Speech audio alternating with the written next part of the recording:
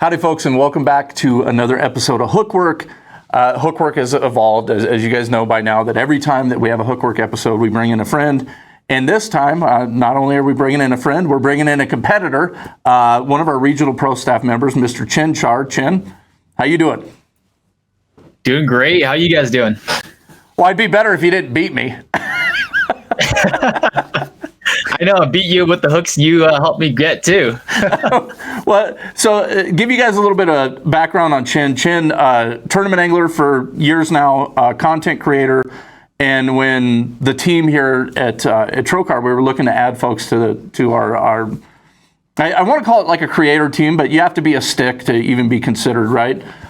We looked at your stuff, and it's just like the association's great. Chen, all you use is great gear, and we fit right in with that. So when we brought you in, I'm going to be honest with you, we were not expecting the barrage of content. It's been so awesome. And the thing that I think I love most about your content is you are insane. Yeah, like your attention to detail is second to none. And that's what we're going to talk about to start this, okay? But before we do that, I got to give me a little bit of your background as an angler, not a tournament angler, just as an angler. Oh man, for as long as I can remember, I've been fishing with my dad. Yeah, my dad's the one that got me into it. My uncles, my family. We were always fishing for everything besides bass. So always like the good tasting fish, right? Crappies, walleyes, perch, wipers, even catfish sometimes. And bass was always like a trash fish, right? Almost equivalent to like carp for a lot of people, or pike for a lot of people up north.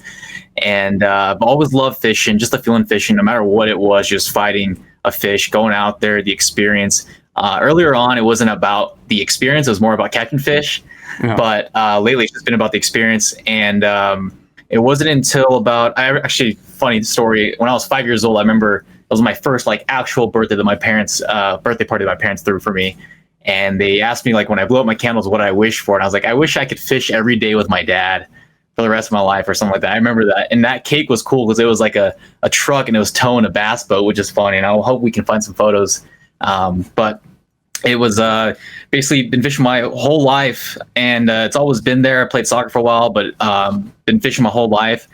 And it wasn't until around 2018, 2016, kind of when the whole YouTube fishing stuff was getting big. And that got me somewhat more into it. And then one of my uncles took me out one of these days to a bass pond. And I was like, sure, like I'll go. It's bass fishing. It's just like, I'll just catch and release and whatnot. And never really thought about how fun it could be to target bass and how many different ways you can target bass. Up until then, I never threw a topwater bait. Never threw a topwater bait, never threw a Senko, I didn't understand what a spinner bait was, none of this stuff. And got really big into the bass fishing stuff. And then shortly after, I believe 2019 is when I started looking more into the tournament stuff because I wanted to compete. I wanted to get better. And obviously the big movement of kayak tournament fishing in YouTube with Greg Blanchard and a lot of the KBF stuff got me into it. So I decided to ditch I used to fish out of a pontoon raft. It was a belly boat and then a pontoon raft, and then ditched the pontoon raft and got into a kayak. And ever since then, it's just been amazing. The kayak that you fish out of a Hobie. It's beautiful. You've got graphs, 2 graphs set up. You're scoping. If you need to go far, you got a Newport in the back. If you want spot lock, you switch it up if you need to, depending on the fishery that you're fishing. I say all that to say that you take it very, very serious. And I do take it very serious. Well, and the thing is like anybody that fishes Trokar, we take it serious. You know what I mean? If you want to capitalize on every opportunity, you want to be the best that you can. The goal each and every day is to be better than the angler you were the day before, and you embody that.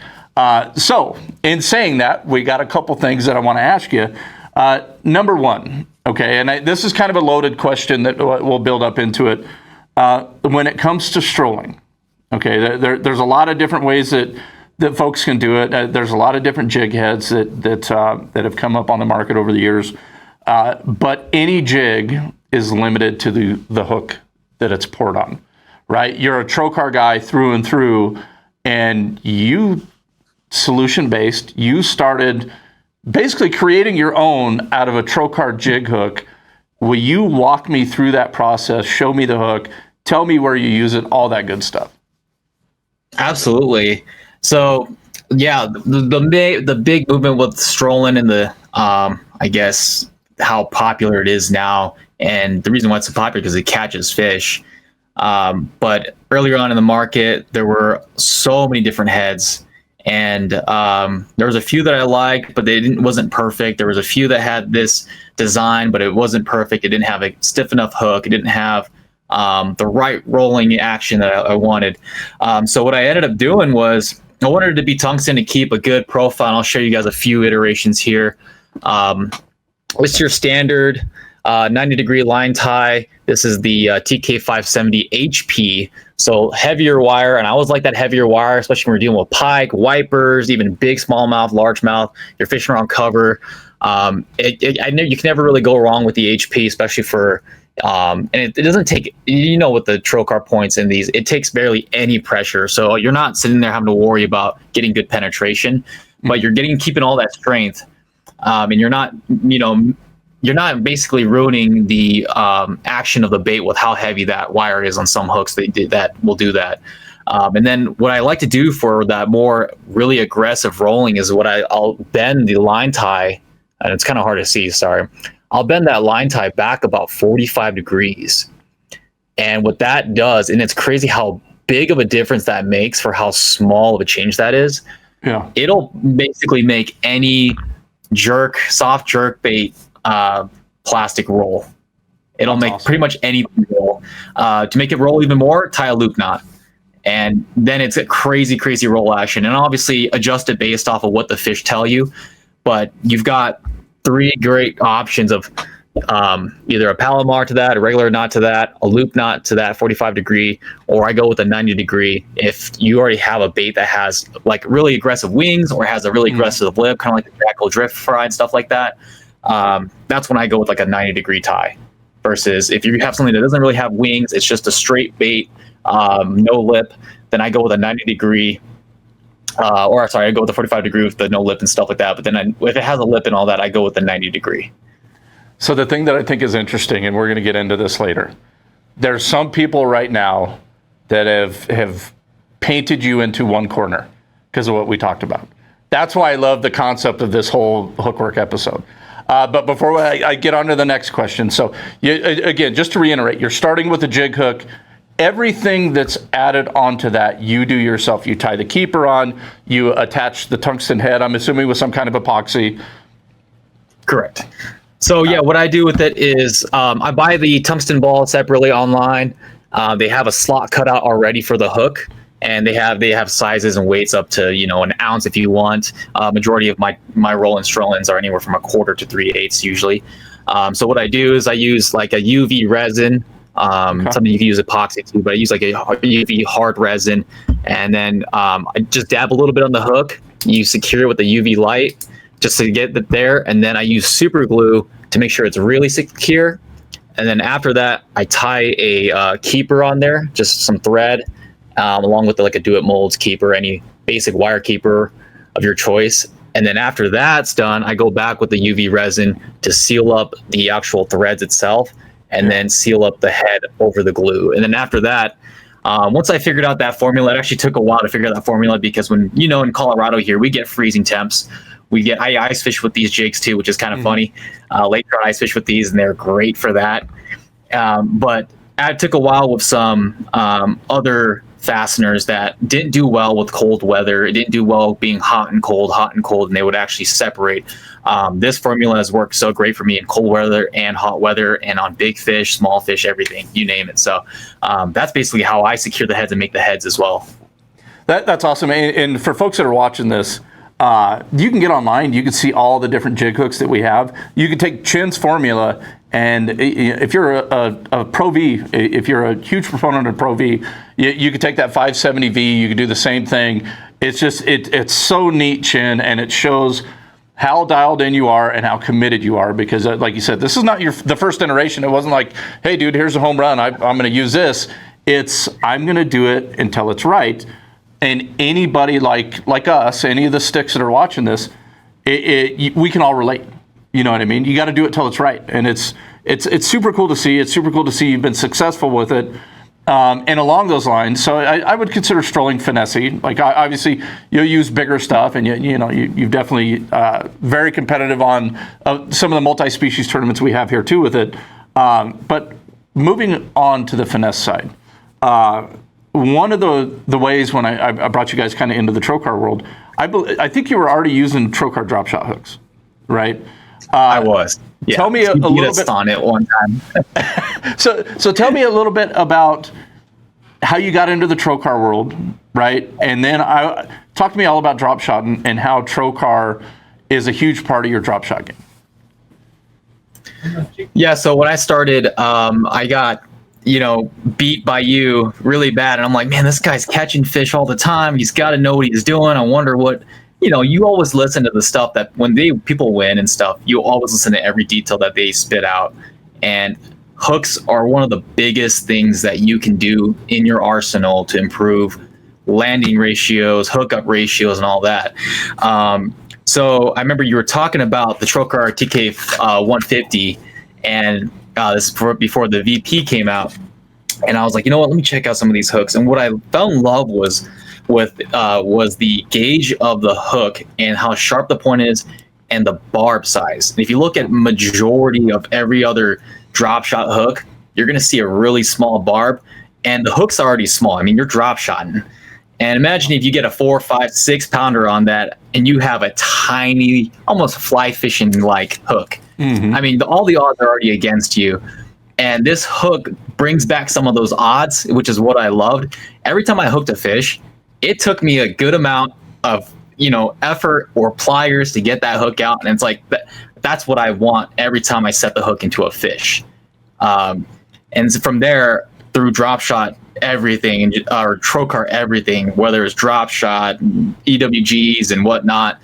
And I just love how great the penetration is and everything. No, I dig it. And it's one of those things, like I'm, as you know, we're both very, very competitive. But when I win, I want to beat somebody that fishes their best. When I get beat, I want to know that I'm fishing my best. You know what I mean? So when it comes to, spread the word about hooks, I mean, it's one of those things where, like you said, the gauge of the wire, the barb is just huge. But even then, Chen, you don't just go, okay, I got a drop shot hook, I'm going to leave it alone. You play with it to fit what you need even more. Let's see a little bit of your tweaks to the drop shot hooks. Yeah, so what I really like doing, and I'll have 2 iterations, obviously, but I like to tie a keeper onto my drop shots, just because I like throwing a lot of max scent, a lot of plastics that tend to slip off the hook really easily. But I like tying a keeper when I'm not nose hooking baits, and it keeps them on a lot better, because a lot of times they'll end up slipping a little bit when they hit the water, or when you miss a bite, right? And some smaller ones hit it and they just take the back of the bait and they'll miss a bite, pull your bait up, and next thing you know, you go through that whole cast thinking of why you didn't hook up or why they didn't bite. Your bait's all skewed. So that is one of the biggest improvements I've made to this hook, and I do that for almost half my hooks on the drop shot side. But yeah, tying just a simple keeper with some wire and steel wire, and then some, just thread. I love that. And for the folks at home, like it's once you start tinkering like this, it can be simple. You can make it simple, but the impact is huge. It's one of those things where, and then I'm going to go back to this. I'm sounding like the ShamWow guy. I can't help myself, dude.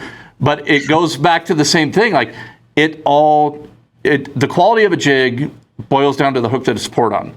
Okay, the best keeper in the world on a bad hook is not going to get you anywhere. But Chen, that's why I love how your brain works, dude. All right, I think I can get more if I do this. I can get more efficient if I do this. I love it since you started posting it. And anybody that's watching this, if you don't follow Chen, you got to follow him. He's going to give you ideas. You're going to watch his stuff and you're going to go, number one, I want to go fishing because I'm inspired. But number two, maybe I need to tweak my stuff a little bit. Maybe I can get a little bit more if I do this. Maybe I do that. So it's super cool. And I think right now, a lot of folks that are watching this, so we post the whole thing on YouTube. Okay. So a lot of folks that are watching this are going to be going, this guy's he's one of those young guys. He's a scoper. He's it's very finessey. He's probably using 4 and 5, no, not 4 pound test. So it's super finessey. You got to be an odd number, 5 and 7, right? And some of the times you might be accurate with that. Okay, but again, being a fan of yours, Chen, and watching your stuff, I don't think there's a discipline in bass fishing that you don't try, that you don't practice, that you don't bring into your arsenal, including an old guy like me, dude. You got stuff in your arsenal I don't have in mine, talking about some of the spoon stuff that you do. But this past weekend, there was 2 of us that were kind of battling back and forth, and I knew you were having a good day. I had no idea, dude, no idea how you were doing what you were doing. And for folks that are thinking that he's a version of a one-dimensional angler with finesse, he beat me with a TK 130. Beat me shallow. Beat me punching. Tell us a little bit about that, because I think it's so cool. It perfectly illustrates the versatility that you have and that your arsenal is fully rounded. Yeah, it actually kind of came off like unexpected for this tournament, and a lot of especially for Lake Pueblo is what the tournament was on. It's a heavy smallmouth spotted bass lake. You got some largemouth in there. It's starting to get the population starting to grow. Same with the size. And my first thing is always targeting smallmouth first. That's why I feel like where my strengths are, especially on a rocky highland reservoir like that.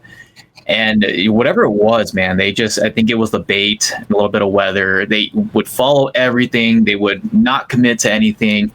But for whatever reason, the largemouth were the only things that were consistent for me, and grass.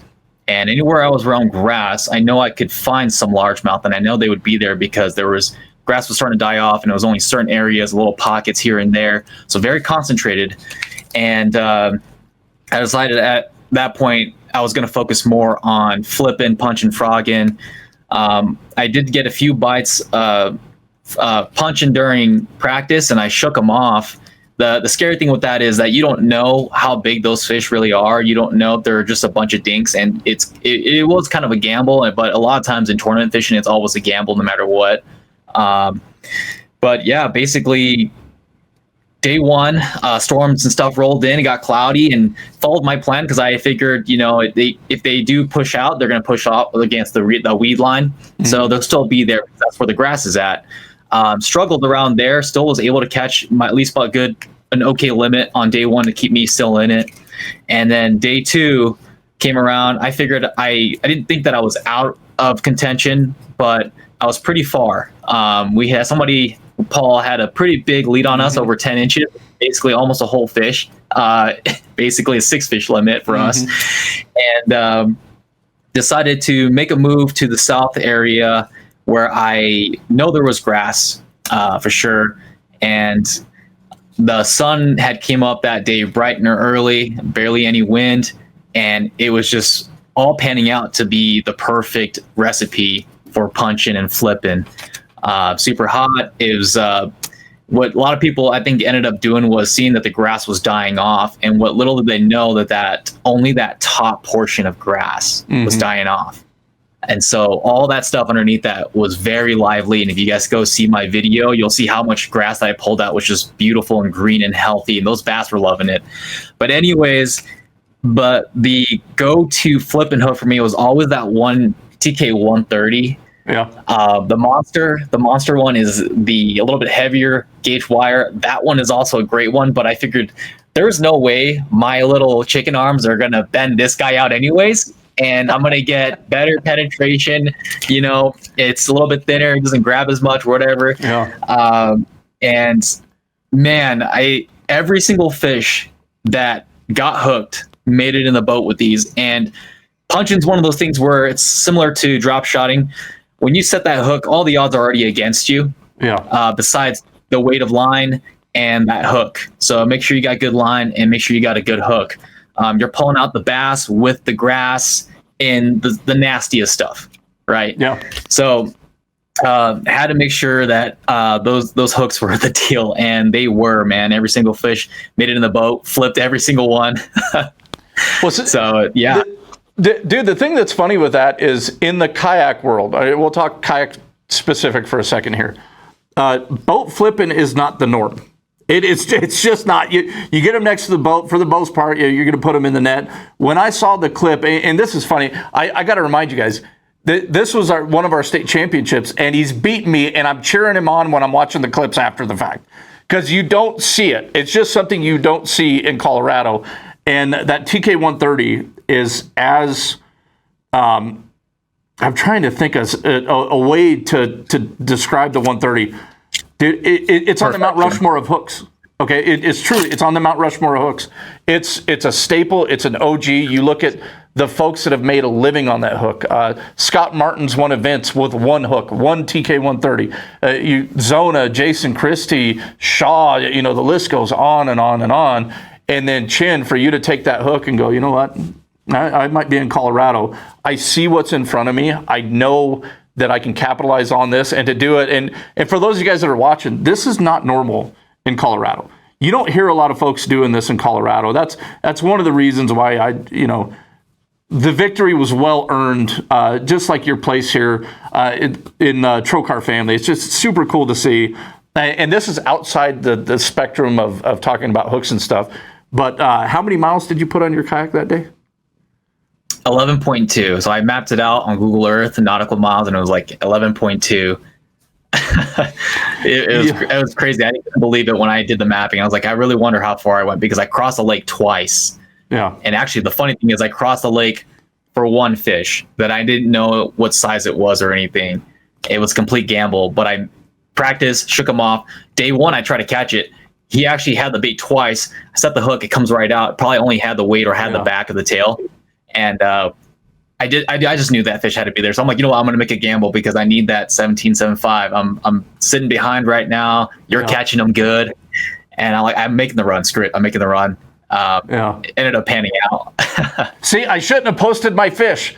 And then maybe you wouldn't have put 11 miles on. Yeah, maybe.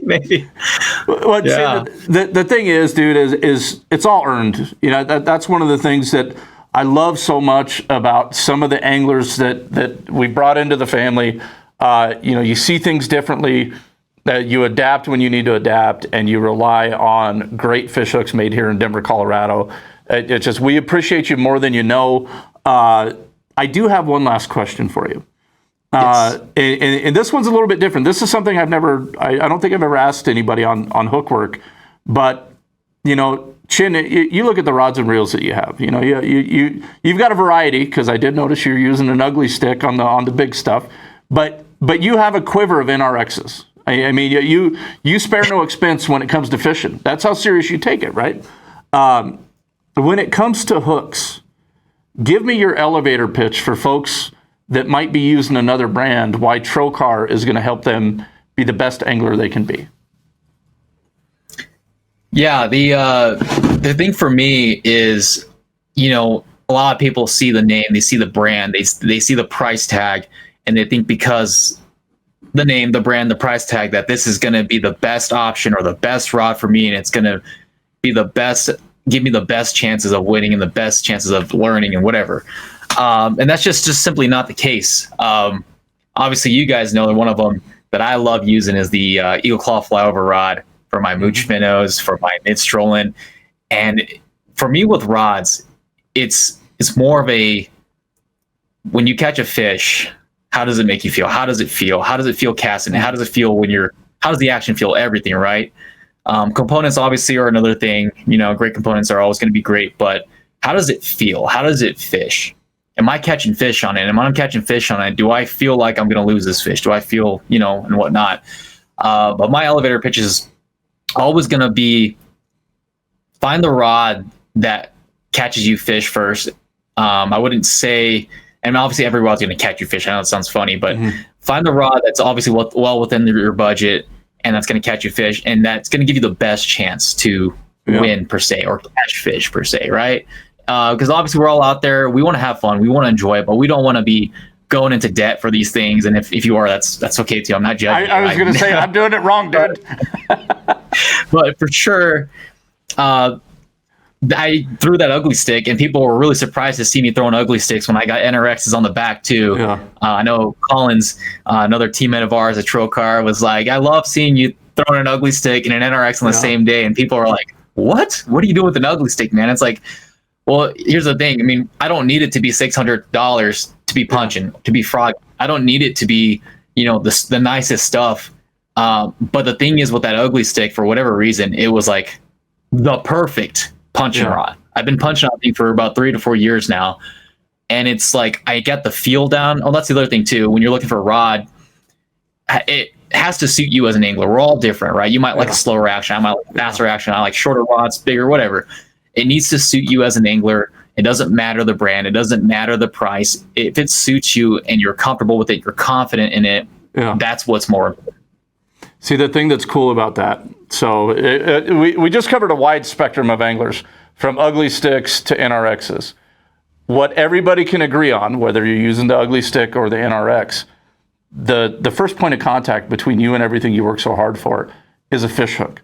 So if your budget is at an ugly stick, and even if you want an NRX, you can't get an NRX, you can make that ugly stick go further with a Trokar.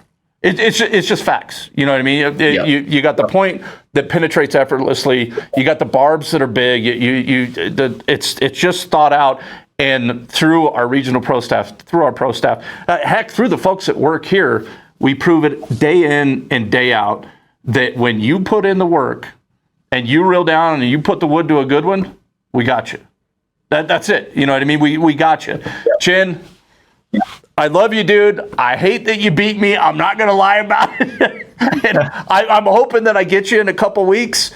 Until then, and we're going to have you on again because this has been fantastic. Let folks know where they can find you, because you just do a great job with content, and I want folks to be able to follow you. Absolutely, yeah. You can find me at CX Angling on YouTube, CX Angling on Instagram and Facebook. Instagram is usually where I post more of my content, but YouTube and trying to push out more videos has just been so tough. We've been having back-to-back tournaments, and in between those tournaments, I'm usually prepping for the next one. So editing videos has been really slow.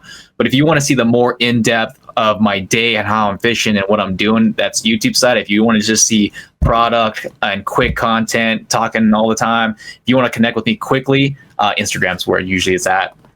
And Chen doesn't hide anything. He shows everything. He wants you to be your best, as do we. Yeah. Until next time, get out there, catch fish on American-made fish hooks. Thanks, Chen. Absolutely.